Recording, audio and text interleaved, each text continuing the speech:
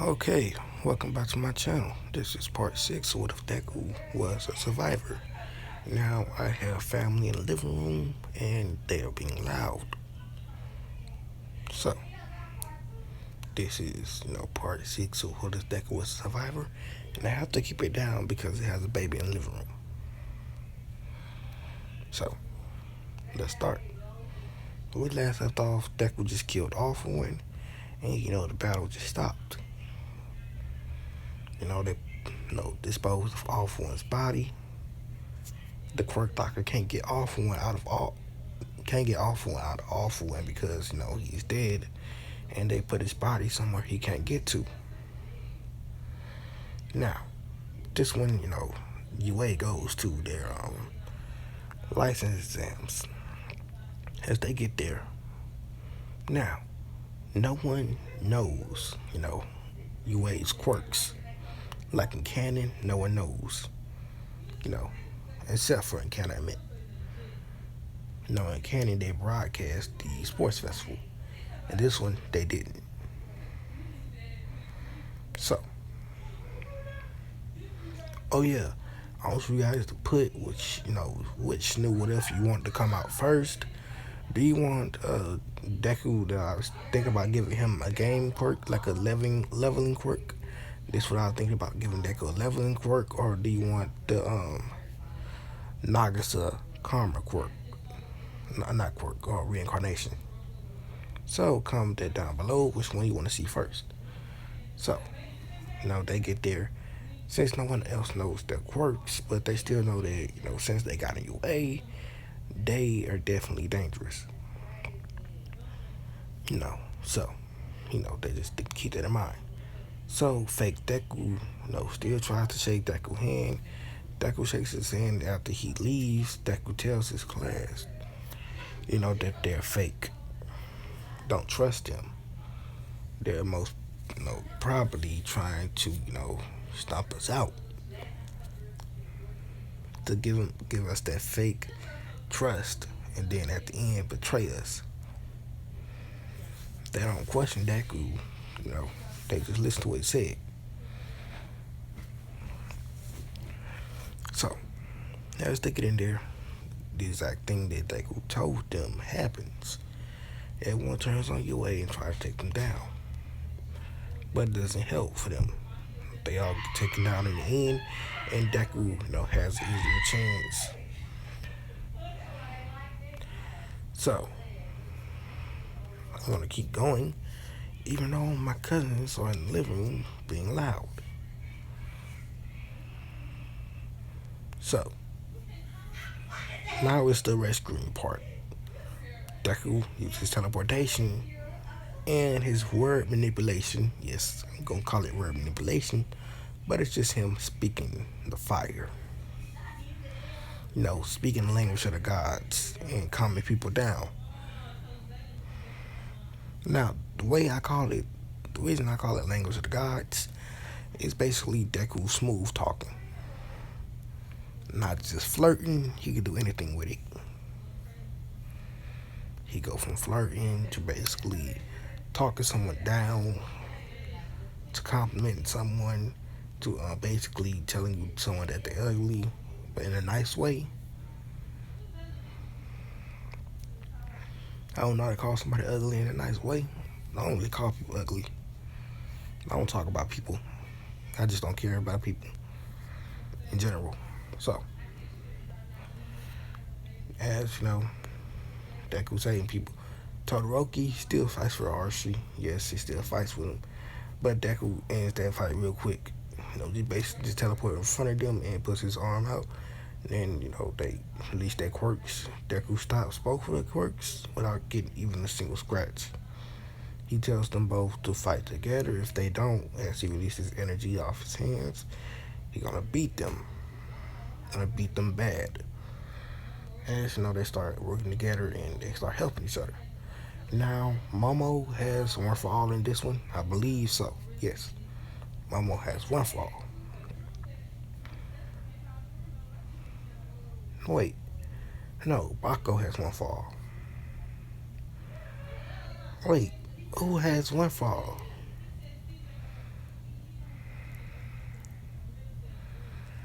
I want to give it to Mama. Mama has one for all, you know. And Mama using her transformium, like I said that she had, and she basically manipulating it to basically, take down people. Well, save people and basically making it fireproof. We're not fireproof because it already is. Basically just putting around people to get them from getting burnt or anything like that. So after all this done, Todoroki and Yasha still fail because they fought. Bakugo doesn't fail because he wasn't yelling at people he was saving. And he was helping more people than what he did in Canon with his quirk being more powerful. Now, this is for the Mirio fight. Mirio comes in, he walks in, slides in, you know. He says he wants to fight everyone in Class 1A. Azawa says he okay with it, That nigga want to see all of them box, so he said, alright, cool. Go out to the gym. We're going to see y'all niggas box, throw hands, slide. So they do that. They go to the gym. They get slid by Mirio. Deku and Momo are the only ones left because Momo's transforming him, protecting her body. And Deku, basically just live. Deku, basically manipulates the energy inside Mirio's body. And basically, turns off his quirk. Yes, I'm saying Deku can do this. Deku can actively turn off someone's quirk. Now, this is just me being creative. Me using my free spirit and my ADHD to create something godly.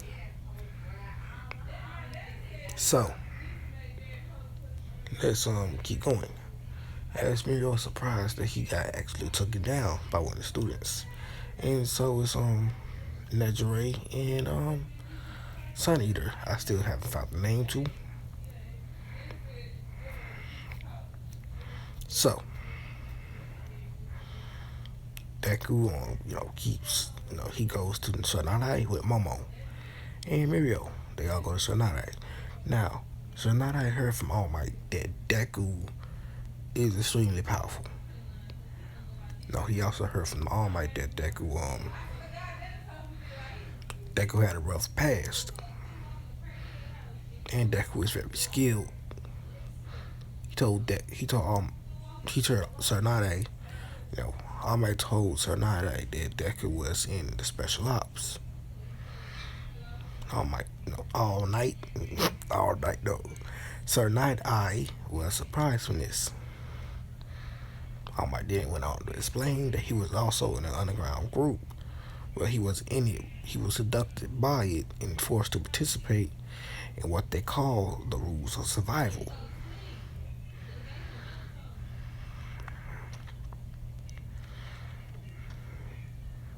Now, Tsunade doesn't know what rules of survival is, so he searches it up and he sees it. Rules of Survival, a criminal organization that kidnap children all over the world from different different age range and force them to fight. But if you're 4 and below, you weren't, kidnapped. If you're 5 and above, they kidnapped you. And one of the only known survivors of this game, that they call it, that participated in all three games over, the years that they actually played them, was Izuku Midoriya. And he was the only one that always survived. But there were also other kids there that was actually alive, and they were supposed to be participating in the game after, Izuku Midoriya, but they didn't get to. They was rescued in time by the heroes. Now, when they got there, everyone in the building was already, killed by Izuku Midoriya. He took everyone down, killed every single person, all by himself.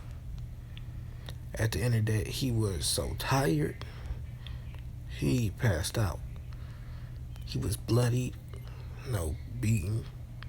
His hands Skin on his knuckles were missing, you know, from, basically punching the people's face. The man's face, he punched him so hard that, the skin on his knuckles come off. And he was bleeding. And he was, basically passed out and he was taken to Medicare.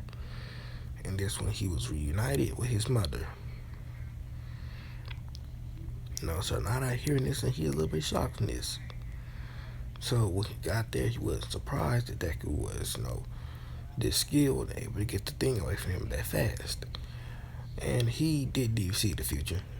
When he looked into Deku, every possibility he saw was not his own future. Every future changed. Depending on what action he chose, it always changed.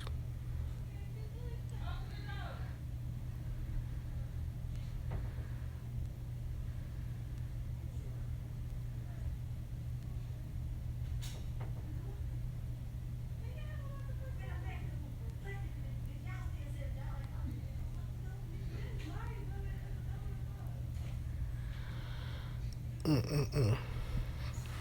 I got some dumb family members leaving the door locked. So, let's keep going.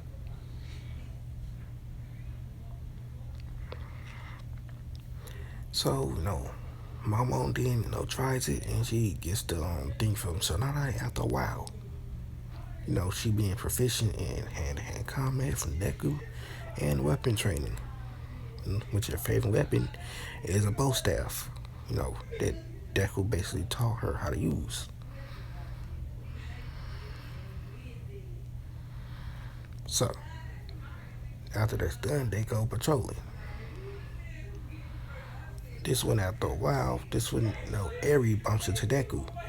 And Deku can tell by the signs on Eri that she's been abused. She's sad, she's scared. So, Deku basically, he's been in that situation before. So, he knows what's wrong with Eri. So, he basically takes her in, hides her energy, basically making her invisible.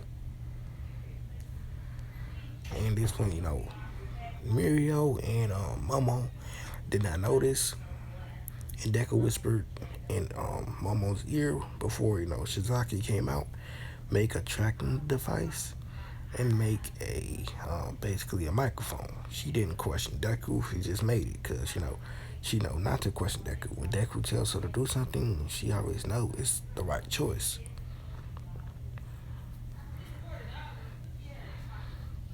So she does it and she gives it to Deku. Deku holds it in his hands, he covers it in energy. And when, Shizaki comes out, he throws it at him and it sticks to him. He doesn't notice, because Deku's smooth with it. He didn't ask them if they seen a little girl. Deku then says no. And, he just goes about to stay. And he says, if you ever see, a little girl, can you please, tell me? Because, I, missing my daughter as he walks away. Eri is confused, that, Shizaki didn't see her. But, she doesn't question it and she keeps quiet. And they go back to Sonata's agency. This one, Deku shows, Eri. Now, little flashback. Eri, just escaped that day. But before that, she basically sabotaged Overhaul. She destroyed all of Overhaul's, quirk erasing bullets. And then she escaped. Now, Eri's blood that was in the bullets now got reversed too, so it was outside. And the blood soaked in some air, turning it, bad. This fish, it can't, basically work anymore.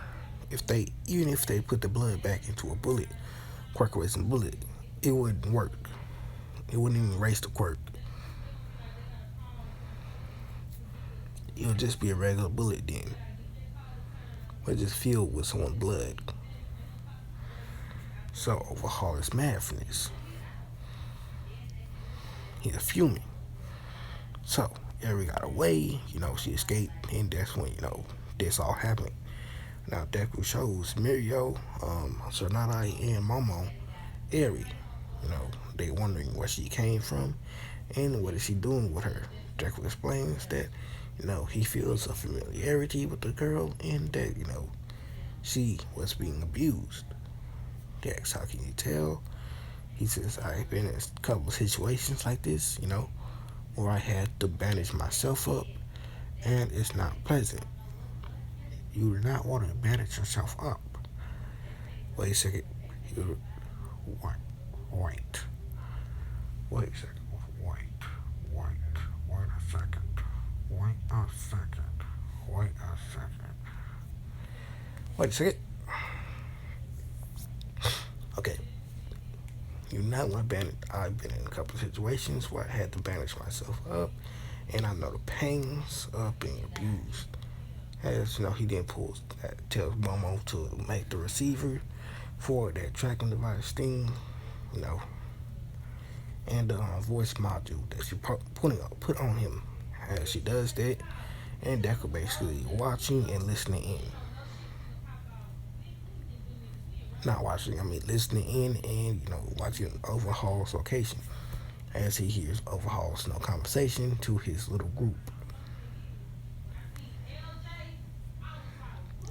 And he hears Overhaul being angry that Eri escaped. He can't find her, so he can't continue his plans, make Quark racing bullets, and he's fuming. So Deku then puts the device away. He tells Eri that she's gonna be fine as he heals her with his quirk, and he tells Overhaul to watch over Eri as he starts walking away. Momo starts to follow him, but Deku says, "Don't follow me, Momo. Stay here and do not follow me." As Deku then pulls out his phone. Well, he doesn't use Deku. He's smart. He got all of his phones encrypted.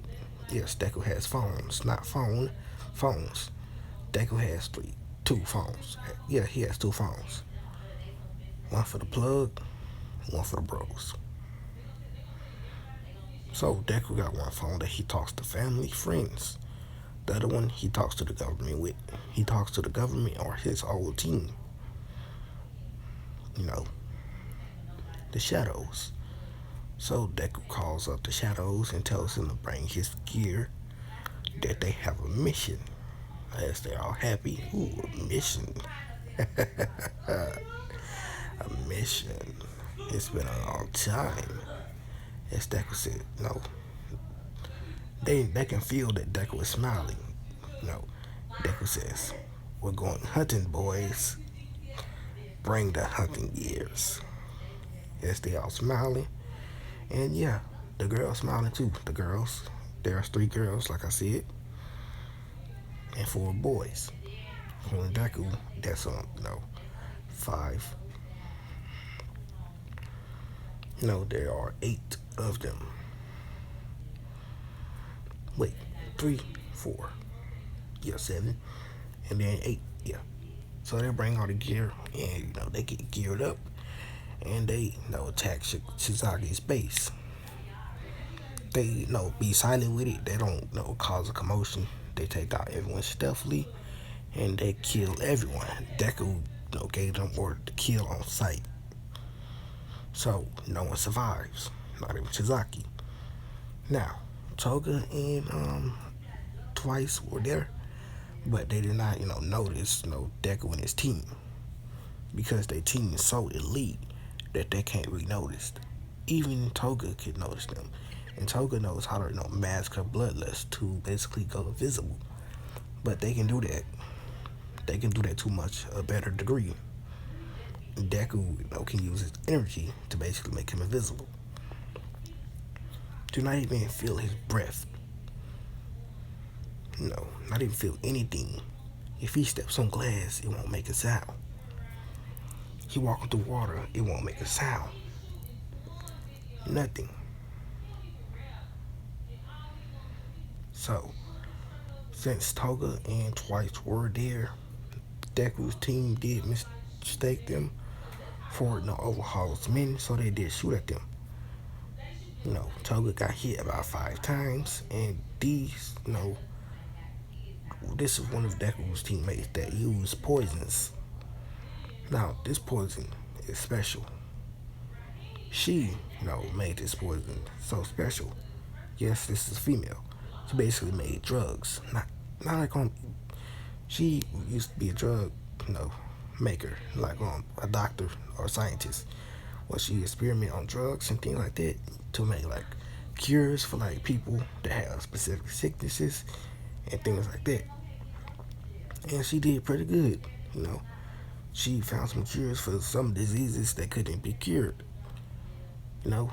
But another scientist basically stole her ideas, stole her products, and he profited from that. And that made her angry, and she was already, a part of the team when it happened. So she basically, gave him a poison, but it was slow acting, and it still is taking effect till this day. And he knows that he's been poisoned, but he can't, heal it.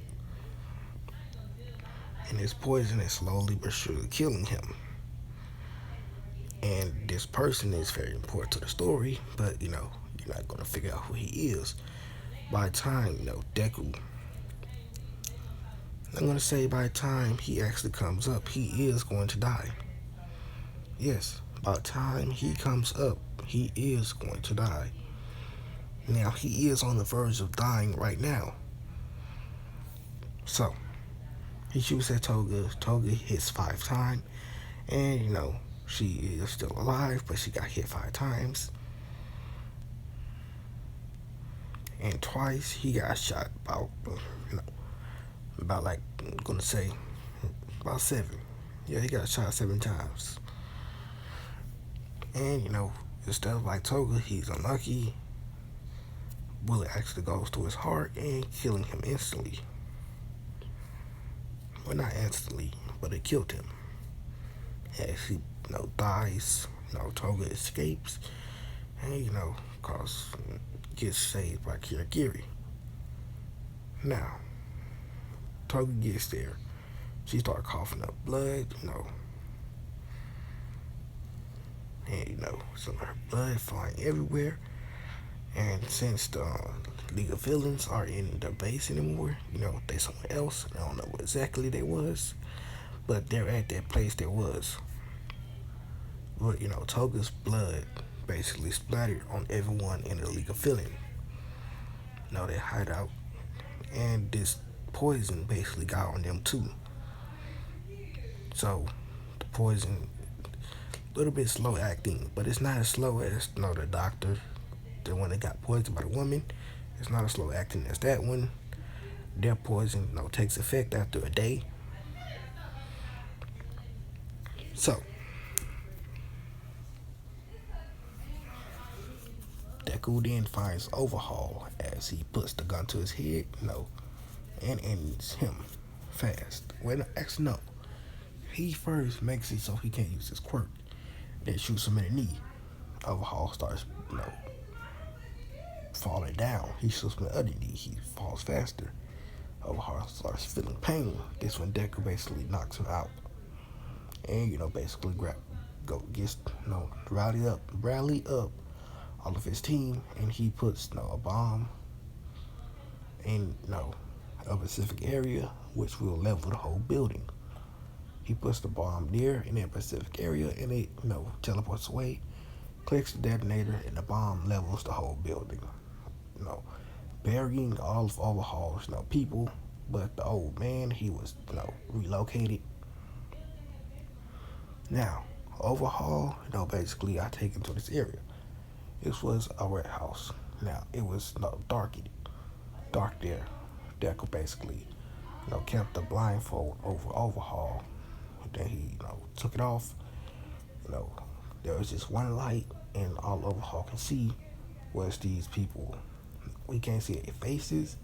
He can't see their basically anything about them. He can't see no details. They're wearing all black, and they're standing right in front of him.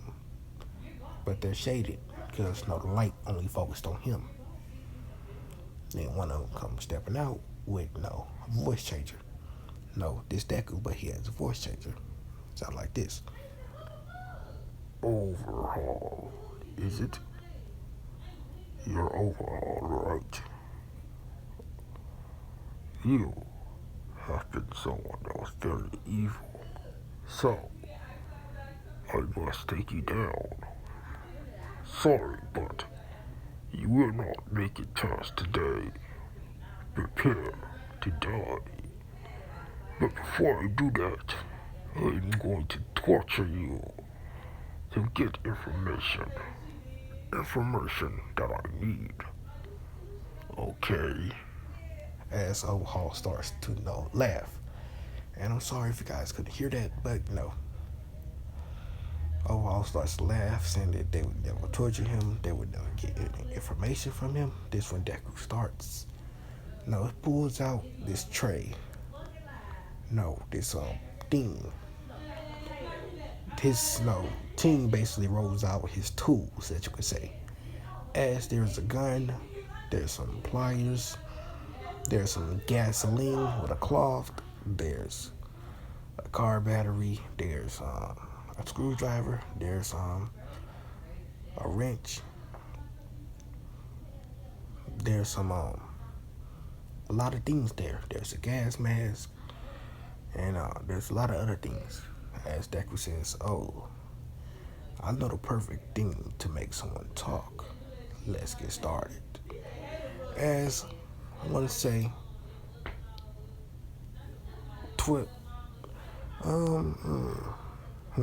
2 hours later, Overhaul spilled everything that he was planning on doing. He spilled that Shigaraki, basically contacted him, tried to get to work with him, and he spills a lot of more things. What he was using every blood for, and other things. Now, this one Deku says thank you. As Deku then says, "We no longer need you now." As Deku pulls out a box of matches, Overhaul says, "What? What do you mean you no longer need me? You can't." "No." As Deku throws the matches with perfect precision, it goes down Overhaul's throat, lighting the gasoline that was inside his body. Yes, Deku did what Trevor did on GTA 5. If you've never played that mission, I don't know exactly which one it is, where he basically tortured this dude. Trevor pours gasoline on his face. It's basically, I don't know, I think it goes down his mouth, his nose, his face, probably his eyes too. Deku did this and, basically burned Overhaul from the inside out, killing him, killing him slowly as he screamed. But no one can hear. Deku has an energy field, keeping the screams in.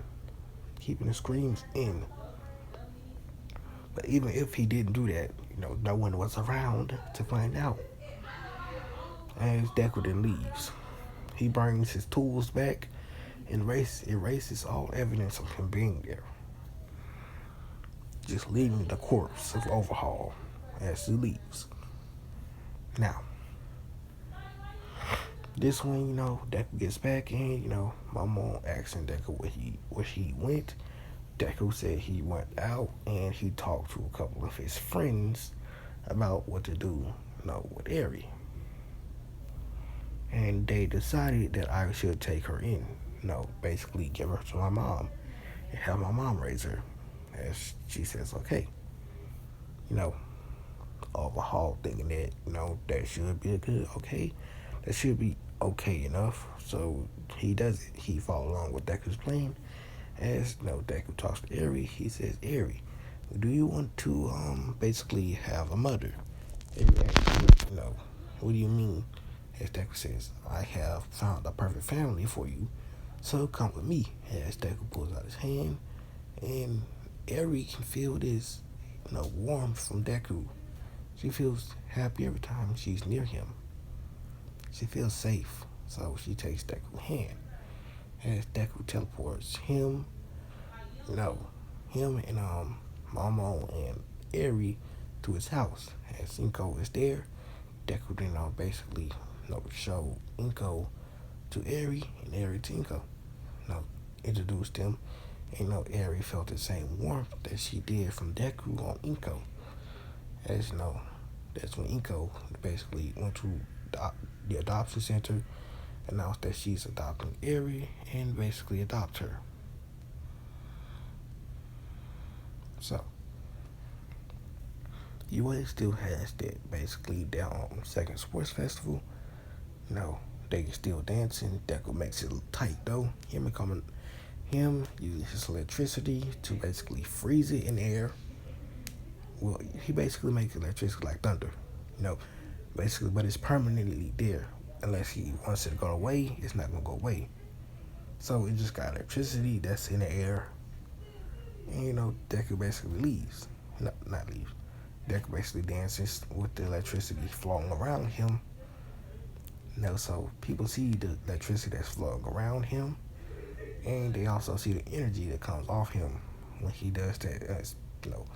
Pacific, timing. Now Deku fights Gentle, Criminal, and La Brava, but Deku has an easier time, being able to cancel out someone's quirk. So he takes down, them both, and they get arrested. Now, this one will lead the story off, until I pick it up again. I watch the new series, or even watch, MHA again. I'm gonna pick up every new series, and continue to grow on them. And this is goodbye for now, and I probably won't be recording today, cause family's still loud and don't want to record at the moment. So goodbye, peace out.